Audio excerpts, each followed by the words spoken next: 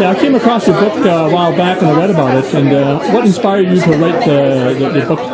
It was very interesting because when I was writing the thesis for my master's, I was running around with the tape recorder, and my grandmother said, "What are you doing?" I said, "Well, I'm doing these interviews." And she said, "You know, I want to write a book about my life.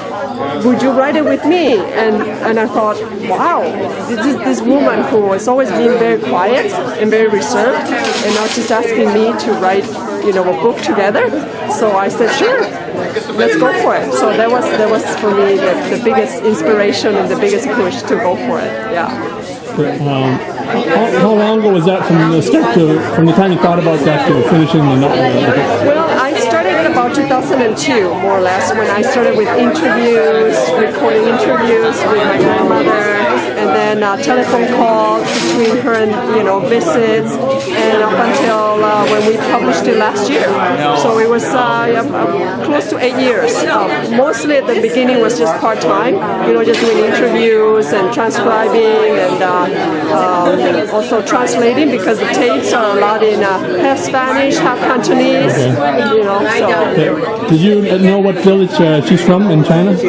Yes, she is from a small town in Kaohsiung, and actually the book has it, but it is in a small area called in Kaohsiung area. Okay, have you been there before? I actually was there in 1998 visiting when my parents first took me there, and they just showed me where my grandmother was from, my grandfather, from both maternal side and paternal side. What was your reaction when you went to the village? It was very emotional, walking to the house, and the village itself didn't have a lot of meaning to me, but when we walked into the house, I recognized some of the pictures that I had seen and some of the descriptions that Grandma had told me, and it was, it was very moving, like totally, just, I can't describe it. Well, last year was the first time I went to my ancestral village. Okay. And I didn't think I would, be affected, but all the things my mom, my dad talk about, and my grandfather. So when I actually was there, it was almost like a surreal experience, and it was very emotional. But it actually hit me about 2 days after I visit. Oh, really? Yeah, I was discussing some things with my brothers in the hotel, and all of a sudden a rush of emotion came through. So I understand how you feel especially because do you hear a lot of stories from your grandmother when you're growing up? That's right. Yeah. And did she talk about the village all the time? Yeah. And you can associate, right? Now you have something tangible, something physical that you're like, oh yeah, now I kind of remember. Yeah, I agree. How has that affected you since you visit their village? Has that affected you in different ways? I think I'm a little bit more. Actually, it was in combination with writing the book and visiting as well. I think it was just more like I really appreciated where she was coming from and why she was always very quiet, and why trying to kind of a little bit more understanding, I think, than before.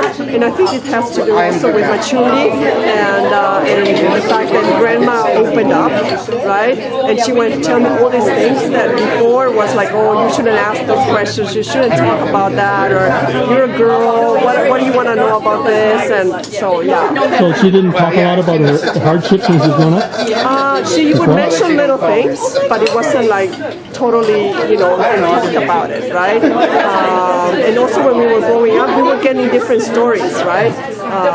So now when I actually finally sat down with her, I could have asked her a question and she would openly answer it because that's what she wanted to do, right? So that was very unusual. Are you going to write any more stories now that you've done one? That's a very good question. One step at a time. But I discovered that I do enjoy writing, and I do enjoy putting a story together, especially of a very strong woman, and especially with a very substantial and important story. Okay, thank you very much. I enjoyed talking to you. Thank you, likewise.